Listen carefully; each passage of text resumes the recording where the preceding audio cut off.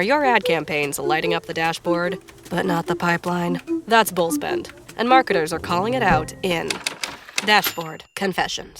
My boss asked for results, so I opened my dashboard for the only positive-sounding metric I had: impressions. Cut the bull spend. See revenue, not just reach. LinkedIn delivers the highest return on ad spend of major ad networks. Advertise on LinkedIn. Spend $250 on your first campaign and get a $250 credit. Go to linkedin.com/campaign. Terms and conditions apply. Introducing Fidelity Trader Plus, the next generation of advanced trading from Fidelity. Customize your tools and charts and access them seamlessly across desktop, web, and mobile. For faster trades, anywhere you go. Try the all-new Fidelity Trader Plus. Learn more about our most powerful trading platform yet at fidelity.com/trader plus. Investing involves risk, including risk of loss. Fidelity Brokerage Services, LLC. Member NYSE, SIPC.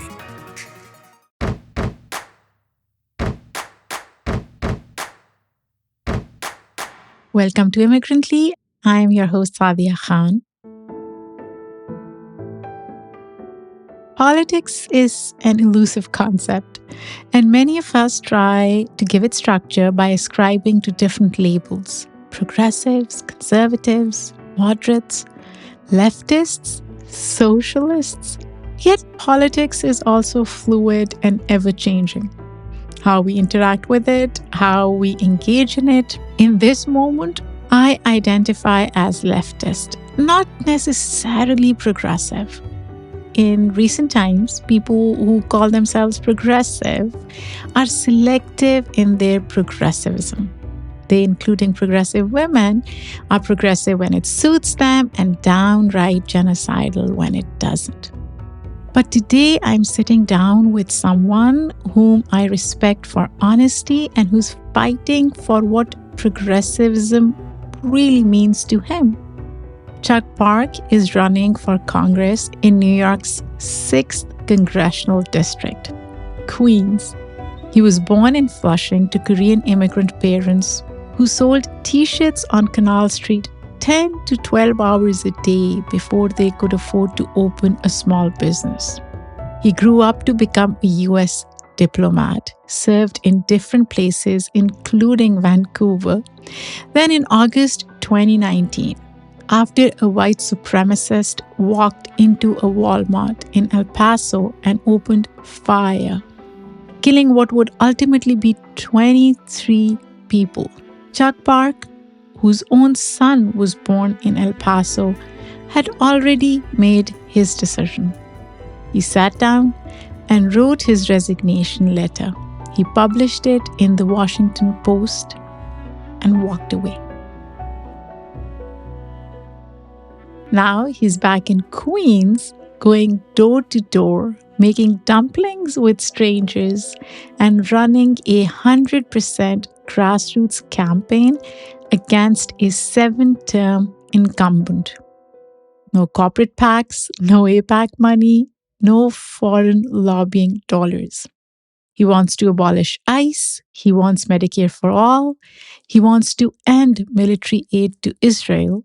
And he calls what's happening in Gaza a genocide, out loud, on record, without a press team telling him to soften it. This is the kind of politician I didn't think existed anymore. So without further ado, let's jump right in.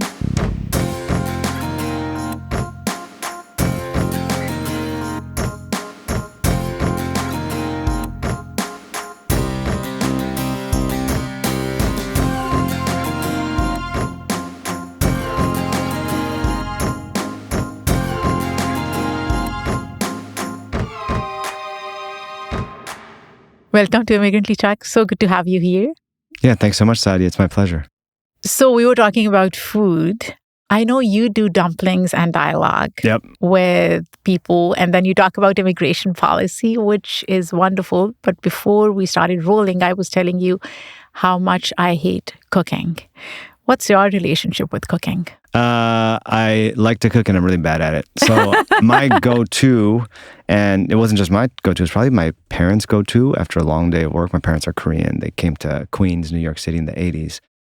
but they were busy working all the time. Our grandma helped raise us. I think that happens in a lot of immigrant homes. But our go-to for a lazy dinner was 2 packs of instant Korean ramen, throw some eggs in there, and then throw in whatever vegetables you happen to have in the fridge. So that was our go-to growing up, and it's my go-to today. I think that's the whole meal. I think it has protein, it has carbs. It's got protein, it's got carbs, it's got MSG. You definitely need that. And there's nothing wrong with MSG. No, that MSG thing is a myth. It is a myth. Absolutely. It was built, I think what was it called? Like Chinese food syndrome.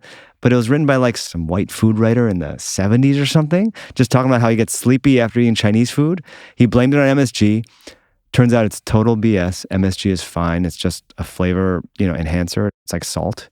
But it created this myth that MSG is terrible for you when really it's miraculous. It's delicious. So when you do dumplings and dialogue, what are you trying to achieve through that? So one, I'm trying to achieve a full stomach. And, I think I personally love dumplings in all their forms. Now, obviously, I love Korean mandu. I love momos from Tibet or Nepal. I love soup dumplings from China. But ravioli, pierogi. I think there's this universality in dumplings, which are just carbs and wrapped around protein usually. And so, yeah, it's about eating, but it's also about that communal food making that opens the door to communal everything else. I was trying to reconstruct this experience that I think a lot of immigrant kids have had.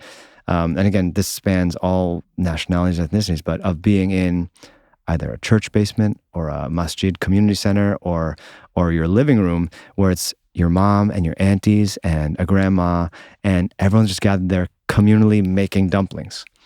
And it's in those settings that people are catching up on gossip. They're sharing tips about school. They're talking about how to get a loan for a small business, all while the kids are running around. And so I wanted to create that, but not have the family element there, just trying to create the food and have food be this convening thing to start those conversations. Any memories from those conversations, something that really stands out to you?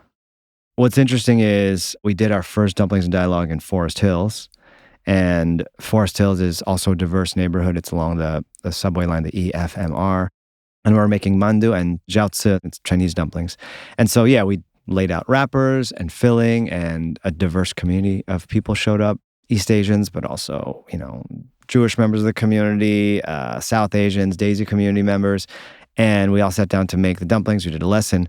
But the conversations at the table had nothing to do with dumplings. It's about ICE. It's about local schools and how tough it is to pay the rent and figure out after school. It was exactly what, again, my mom and my aunties did when we were growing up. It's trying to figure out how to get by in this city, in this place, and also talking about like bigger things, bigger themes of politics, of war, of immigration, and just having your hands be busy making dumplings and having your stomach be busy digesting dumplings, I feel like opens the door to these much more important conversations.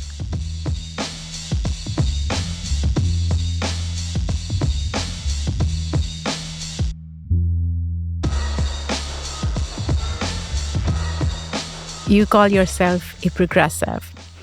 I've had a love-hate relationship with the term itself. I do, in some instances, identify as a progressive, but I feel like I'm moving more towards being a leftist because in my mind, and I am not a political science graduate, but I will say this, the way I see progressivism, it's like enacting change within systems, doing reformation work mostly.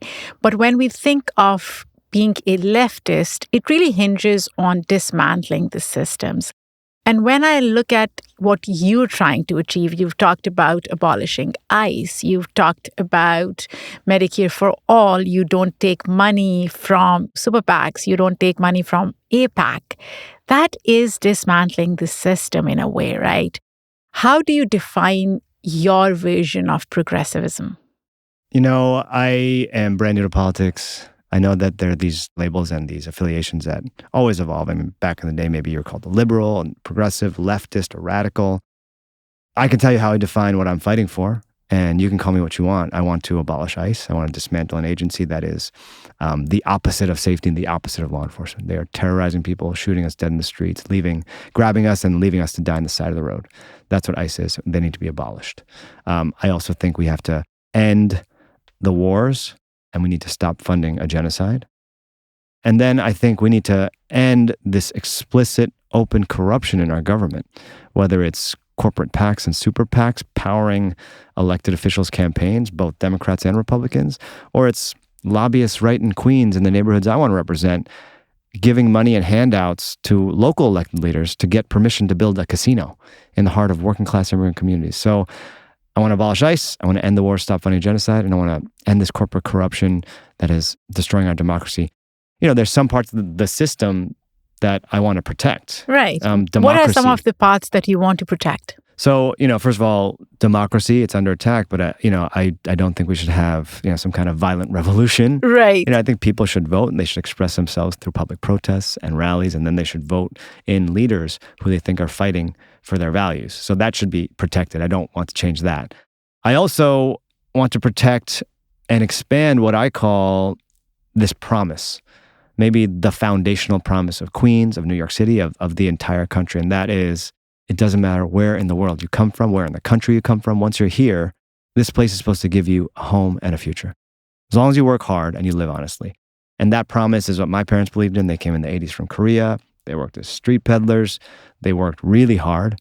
And back then, their hard work enabled them to buy a home, to raise 5 kids. We all grew up. I grew up to become from the child of street peddlers to a U.S. diplomat representing this very rich, very powerful country. And so that promise, I think, is a good part of the system. Call it economic mobility. And that promise is being destroyed. So I want to protect that promise and expand it for more people. Chuck, there's so much to deconstruct in what you just said, but I do want to say one thing. When we talk about working hard, we hear this a lot around immigrants and their kids too, right? I am an immigrant, grew up in Pakistan, although I see myself as a privileged immigrant, right?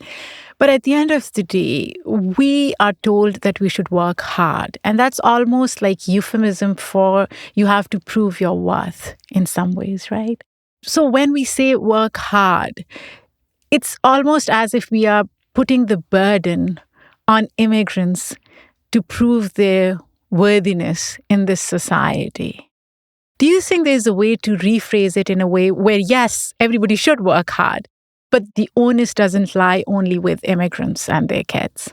Yeah, that's totally fair. And it's not about a burden or, something to beat over the head of new immigrants that, hey, you better kill yourself. You better let us exploit you in unsafe working conditions and get paid sub-minimum wages as an undocumented person. That's how you earn opportunity in this country. So it's definitely not that at all.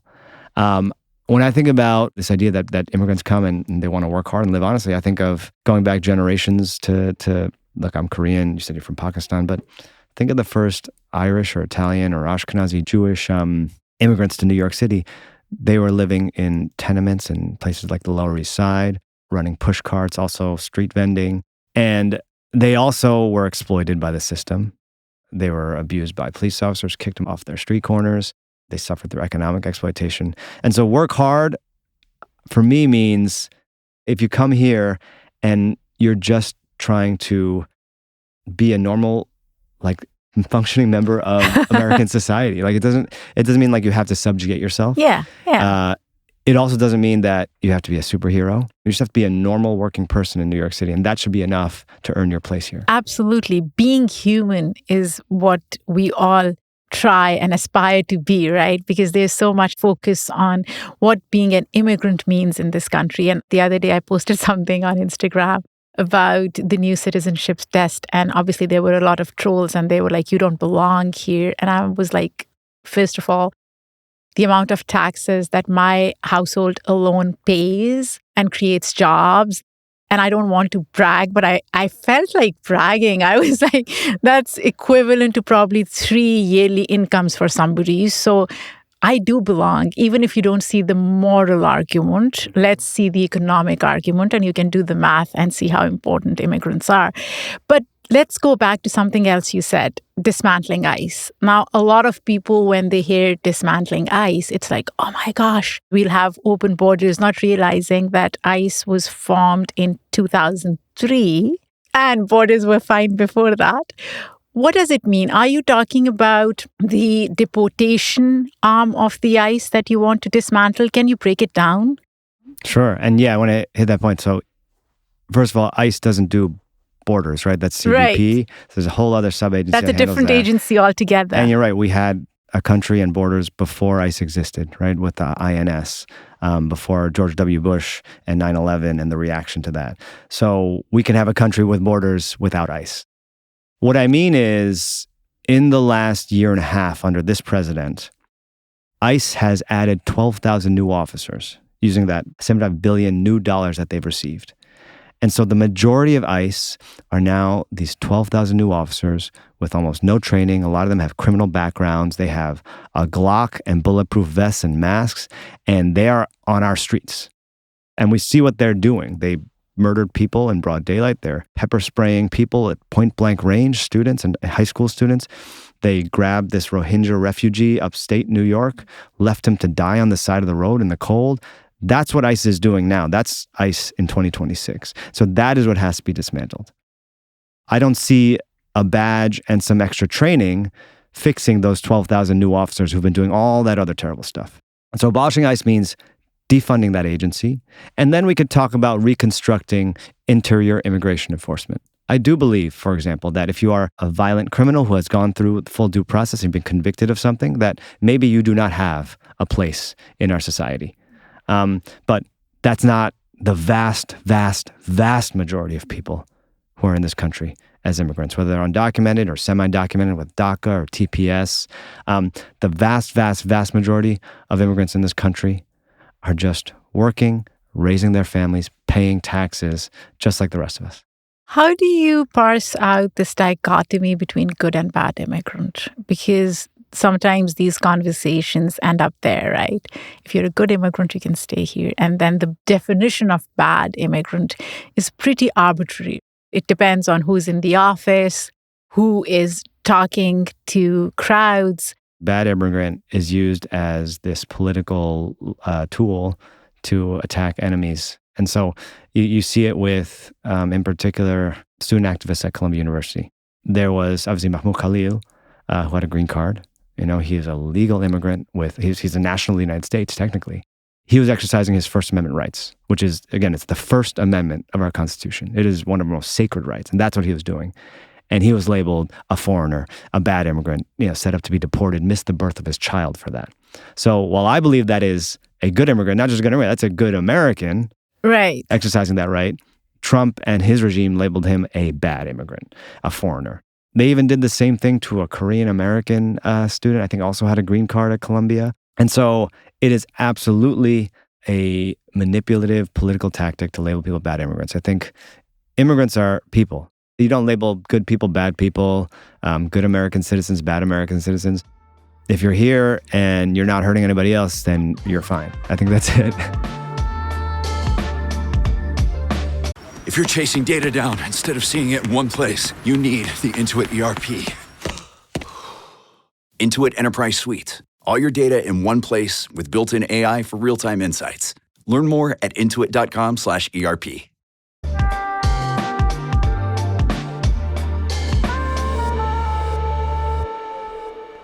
Let's extend this conversation to something else that you have openly talked about. What's happening in Gaza, you call it a genocide. Now, I have human rights background. I've studied international law. I remember when things were unfolded in 2024, we did a whole episode on immigrantly and we called it a genocide based on the definition of genocide.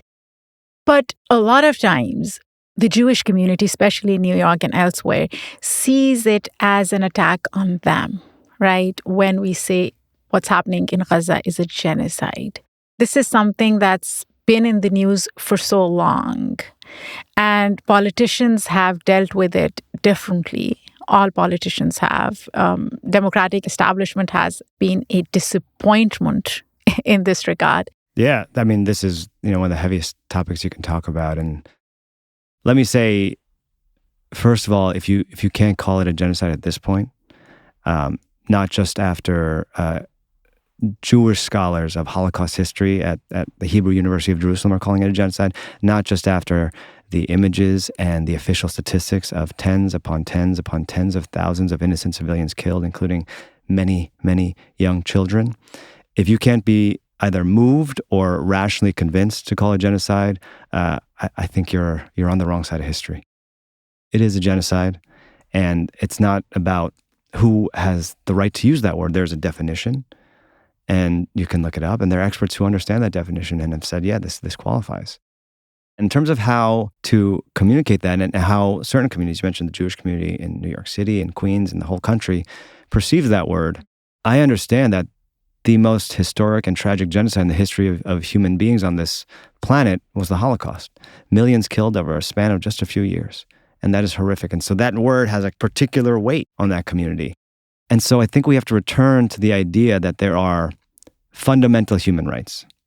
This isn't about some kind of fight between religious groups or ethnic groups. No, this is about a group of people being systematically murdered on purpose by a regime, and a regime that the United States is sending money and weapons to every single year, all the time. And so I try to focus on that. This is a fundamental moral crisis and human rights crisis. It's not about this religion or that religion, this ethnic group versus that one. We should be calling this out wherever it's happening in the world. And it is happening in Gaza. And it is being perpetrated by the state of Israel, led by Prime Minister Netanyahu, who in my book is a war criminal, a terrible human being. Absolutely. And you said something in one of your interviews that really resonated with me. And I also ascribe to the same kind of thinking. You said something about, look, we don't send money to other countries, or we don't have foreign lobbies like Chinese foreign lobby, or in my case, I would say Pakistani foreign lobby influencing elections in the US. And if there was a Pakistani foreign lobby influencing US politicians, I would be against it, although I grew up in Pakistan. And if there were an American foreign lobby influencing elections in Pakistan, I would be against that as well. Chuck, why is it so difficult for people to grasp this simple idea of American politicians should serve the American people? Period. I don't know why people don't get it. And actually, you know what? I'll say the opposite. I think people are starting to get it. Like, no, I don't know why my local state assembly member or my local member of Congress or my local city council member is taking money and getting support, financial support, from an organization that is wholly interested in a foreign country. Right. I've heard certain arguments, and let me debunk them. I've heard, oh, don't you know that here's a list of dozens and dozens of other nations that conduct lobbying in the United States. That's true. Saudi Arabia, South Korea, and private corporations that are partially owned by those governments, sure, they lobby the U.S. government. They don't interfere in elections, right? They lobby, senior officials who are at certain agencies. They don't jump into a local congressional race and then inject 6 figures, 7 figures of dollars to elect somebody who they think is favorable to their country. That is the key difference. And AIPAC does it all the time. And there are obviously strings attached. The person I'm running against, I think she's taken a history of her time in Congress, 7 digits, more than $1 million of donations from AIPAC and their bundlers.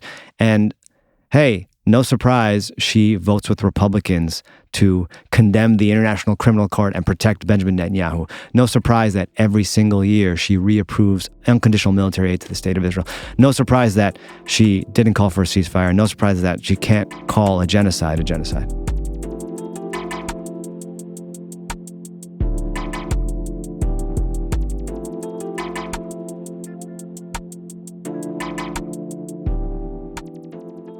I do want to pivot to something else. Sure, it's a pretty heavy conversation. Yeah.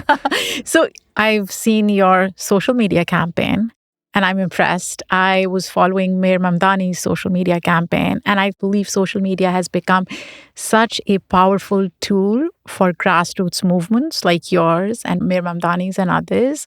And you made this whole video about how you've been bullied by the Working Families Party. Now, I am somebody who always votes on their ticket. I'm like, okay, if they've endorsed this person, I will vote for them. You talk about the politics of it. When I was watching the video and I was thinking about it later, and I'm like, that's what worries me about the system itself. Because when you think of Working Families Party, you would think of, oh my gosh, progressive, leftist, whatever you call them, right? Grassroots, obviously prioritizing the American people first.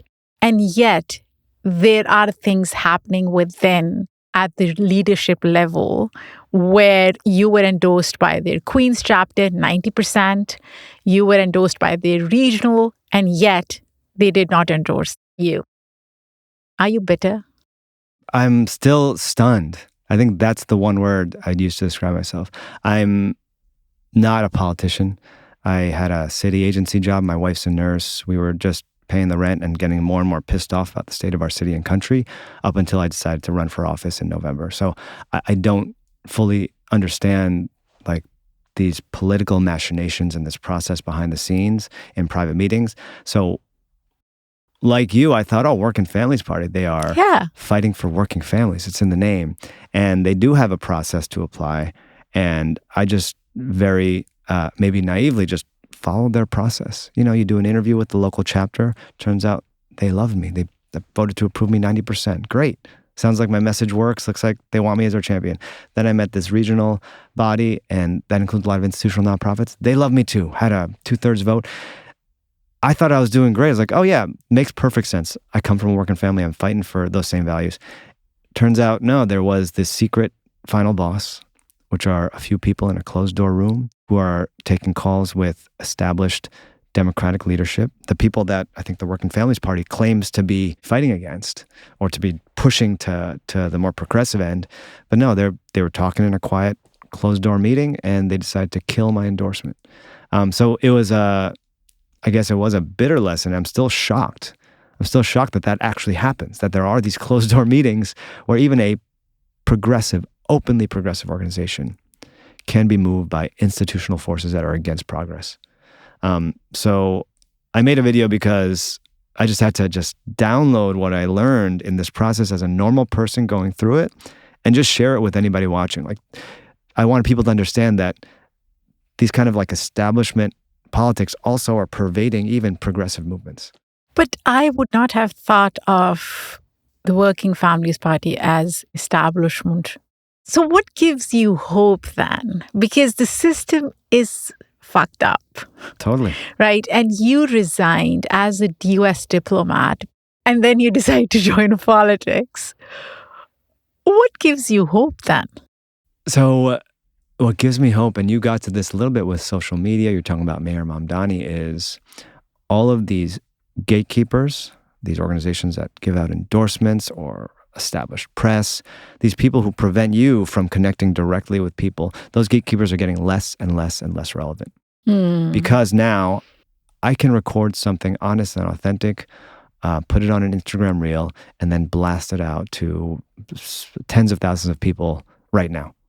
And so I don't need to be dismissed, decoded, and I'm reaching directly to normal people in Queens and in New York City. And that's what inspires me, that they see the message and they see themselves reflected in the message, and that the parasocial relationship where they're watching a reel or they're watching some content that I put out turns into a social relationship. They show up for a canvassing shift to knock on doors. So just this past weekend, we had a weekend of action, and we had more than 50 people show up. And a lot of them said, yeah, I saw a reel. You asked people to help you knock on doors in Jackson Heights or in Forest Hills. That's why I'm here. And so I get to meet someone who is, before that, just a view or a like. I get to meet them in the real world. And not only meet them, they are also inspired to take action. They're not just passively hitting a heart button. They are spreading the same message of change, of fighting back against this oligarchy, of fighting back against these bought politicians. They're taking that same message door to door. And so it's scaling, it's growing. And so that is the most inspirational thing for me to see. Who are your supporters? My supporters are, I got a lot of working moms. It's a lot of working moms. And it's sad to say, but it's still true. Working moms are the backbone of families in the United States of America, and absolutely the backbone of families in Queens. My wife's a working mom. It's Mother's Day this Sunday. But they're the ones who are organized. They're keeping the family's schedule and calendar up. They're making sure that kids are keeping up with assignments. So they are natural organizers. And they have the natural self-interest in change. They're the ones who have to figure out childcare and then stitch together the after-school program, the summer program for somewhere safe for their kids. And unfortunately, they're still the ones who have to help pay the bills, keep track of everything, take kids to doctor's appointments, so they need health care. They get the bills in the mail. They have to sit on hold with an insurance company to be denied their claim. So working moms are a big portion of this coalition that is showing up for me. Another big portion is younger people. Call them Gen Z or even younger than that, Gen Alpha. And for them, as I speak to them, my understanding is they're so sick and tired of, like, I call it the bland instant mashed potatoes of politics that they grew up with. People like, Kamala Harris. Oh my gosh. Joe Biden. I have so many thoughts. Yeah, we could talk about that, but I call it the bland instant mashed potatoes, where when I think about Queens, there's so much spice, there's so much flavor and fire, and they're looking for leaders who will reflect that, who can be passionate and who can be absolutely clear about their moral convictions, even if they don't agree about policies. They just want some honesty. And they're sick of focus group tested talking points and high production quality videos. The good news is I don't have the money for any of that, and I don't have a focus group or anything. So I think they're excited to meet someone who's a real human being, telling them how I really feel. You've stayed away from DSA, right? You've talked about how you don't see yourself fit in there. How so? I wouldn't say that. Many of my staff members are DSA members, active, and my volunteers are DSA members. So I think there's probably total alignment in the policies and the vision I have for Queens, this city, and this country with DSA. That said, I did not pursue the DSA endorsement that's what you're referring to. The reason is, pretty simple. Again, coming from outside of politics, after I announced, I saw this rough episode. It's pretty local to New York, but there was a city council member, Chiose. He wanted to run against Hakeem Jeffries, the establishment of the establishment, right? And one of the first things he did was seek the DSA endorsement, coming from not a long history of organizing and building with DSA, but as someone who's perceived as a last-minute opportunist trying to get on board with this big, powerful machine that just won a mayoral election. And he went to this vote for the DSA. I think he was received poorly. The mayor, I think, did not back him, publicly said, no, sorry, DSA, don't support this guy. He didn't get the endorsement, and he dropped out of the race immediately. So I saw that happen. I was like, I don't want that. I was disappointed in the mayor as well, because he hasn't been as vocal against Hakeem Jeffries either. And I don't know why. When I see this with AOC, it makes me think how honest people can be once they become beneficiaries of the system. Yeah, ask me again after I win. I'll come right back and I'll tell you. I get it. He's the mayor now. He's done campaigning. He has to make sure that he can pass a city budget. He has to provide services, and he has to work with federal officials, especially, powerful federal officials, to make sure that he gets the resources that the city needs. But yes, there's also such a thing as having conviction and the courage of your conviction. And I'm sure on many policies, there's a lot of disagreement between Mayor Mamdani and Hakeem Jeffries. That's a great question for Mayor Mamdani. I'm sure he's trying to weigh those things, both to deliver for the people in New York City, but also make sure he doesn't sacrifice his own values in the process. I am a big fan. I always quote this. I interviewed him in 2020 when he was just an assembly member. That's a great precedent. I love it. I'm here as a candidate, and who knows where I'll be in a few years. That's what I was going to say. I think Immigrantly is lucky for a lot of people.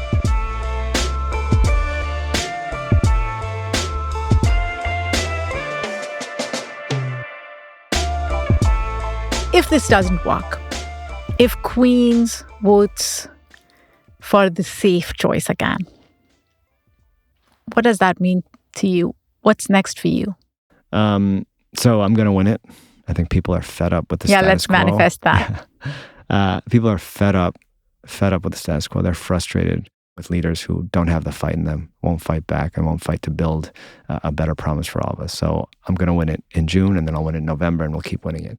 I love it. But alternate universe, if I lose this in the primary election, I go back to being a dad and a local organizer. The first thing I'll do is I'll finally do a deep clean of the house. I'll do all the laundry that's not getting done. I'll clean the bathroom and the kitchen, take my wife out to a long overdue date night, and then take my kids to the beach and just spend a lot of time with them that I have not been able to do while I'm running this campaign. After that, I think we keep up the fight, keep up the pressure, because, it's not about one election. It's not about one dude in Queens trying to win one seat. It's about this movement. And so whether or not I win this primary, and I will win, but there is a bigger movement that needs to be sustained, that is already growing and has to keep growing, because I can't afford to lose. I mean that literally, not, Absolutely. I'm on my wife's health care. She could be laid off from her private hospital and I will have no health care. And I definitely can't afford the premiums on the ACA. I have 2 kids. I need that childcare. Like, I can't afford to be living in, thanks 3K and 4K in New York City, but I can't afford childcare. And so I selfishly need to win those things, whether I do it in office or I do it as an organizer outside. I need universal healthcare. I need childcare. I need us to stop wasting all of our tax dollars blowing up families in Caracas or Gaza or Iran. We need that right here at home. And so that will continue whatever the results of this June primary. We'll manifest it. Yeah, absolutely. You will win, inshallah. I will win. This episode is brought to you by Netflix's Remarkably Bright Creatures. What if a Pacific octopus held the key to a mystery that could heal your heart? Well, that's Tova's reality. An elderly widow working at an aquarium. Tova forms an unlikely friendship with the curmudgeonly Marcellus, whose remarkable intelligence leads her to a life-changing discovery. Remarkably Bright Creatures is now playing, only on Netflix.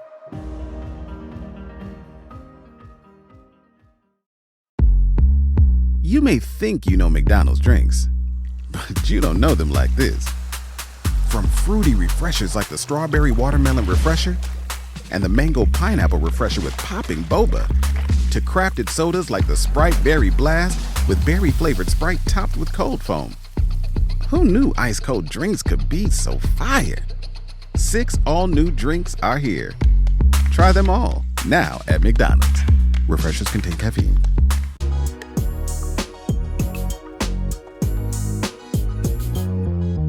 What is your expectation from 2028 presidential elections? Because as a Democratic voter, I don't feel like voting for anybody right now. I keep thinking, give me a better option. I am not ready to vote for these people. Do you see potential in anyone, anywhere? I think it's super early. It's 2026. It is right now. 2028 is only 2 years away, but I think someone will emerge. I think that person, whoever emerges, has to be authentic, has to speak honestly, has to have the courage of their convictions. That already rules out most of the field. And so I hope someone emerges who can speak plainly and honestly to the American people, and someone who is unapologetically going to fight for working people in this country, and won't gaslight the American public saying, hey, we're fine. We just need a tiny bit of progress, fix things on the edges. No, we need healthcare. We need Medicare for all. Our families can't afford to wait any longer. We need to end these wars and stop killing people. Our souls can't bear that anymore. So someone who can say that plainly and honestly, I hope that is who emerges. I think that's what the American people want. Someone in the style of, I think AOC actually does it great. I think she does balance this conviction while also understanding that there is a political process and there are relationships. And so I hope she emerges as that leader. I'm not sure what will happen. There's this movement and it's building, and so we'll see.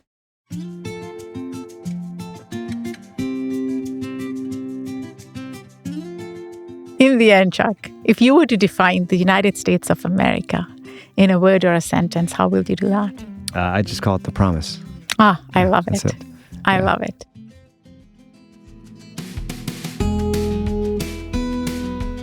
This was so good. And we want you to win. So tell us, where can people go and vote, when, and where can they donate? Sure. So the election is June 23rd. So people in Queens, in the 6th District, June 23rd is the election. Vote for Chuck Park. If you want to support me, there's 2 ways. One is sign up for a shift. If you're close enough to my communities, then sign up for a shift at chuckforqueens.com/join. And if you're far away, but you've heard something that's moved you, that makes you want to plug into this movement, but you can't sign up for a door knocking shift, go to chuckforqueens.com/donate. And that's how we're going to win it. Wonderful. Best of luck. We are manifesting it for you. Manifesting.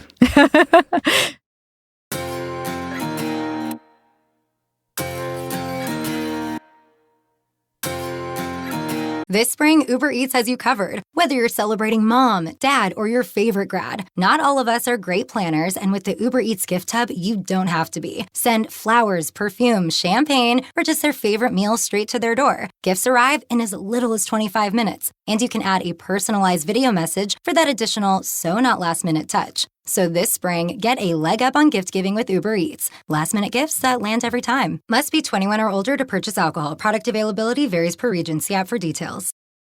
This episode is brought to you by Tidy Cats, here to level up your litter game with their new Performance Plus lineup. Your home is your happy place. Your cats, VIPs. So when it comes to the litter box, excellence isn't optional. Choose from products that specialize in max power clumping, low tracking, or odor fighting so advanced, stink won't see it coming.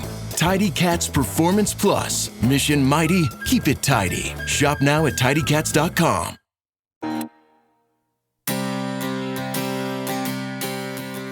It was such a pleasure to sit down with Chuck Park, talk about his politics, his aspirations for future. And you know what? If you are in NY6, do consider voting for him on June 23rd. You know what I liked about this conversation is how honest he is, how we could go back and forth on some points that we may disagree on, and how attentive he is when I was talking. And that's a rare combination, especially in politicians. And let me tell you, he does not come across as a typical politician because he's not. You will hear from more people in the political ecosystem, especially in summer on Immigrantly. These conversations will be political, but in a good way. I hope you enjoy these conversations as much as you enjoy our other conversations. This episode was written and produced by me, Saadia Khan. The editorial review is done by Shay Yu. Our sound designer and editor is Lou Raskin. Immigrantly's theme music is by Simon Hutchinson. Other music by Epidemic Sound. Come back next week for another Immigrantly conversation. Until then, take care.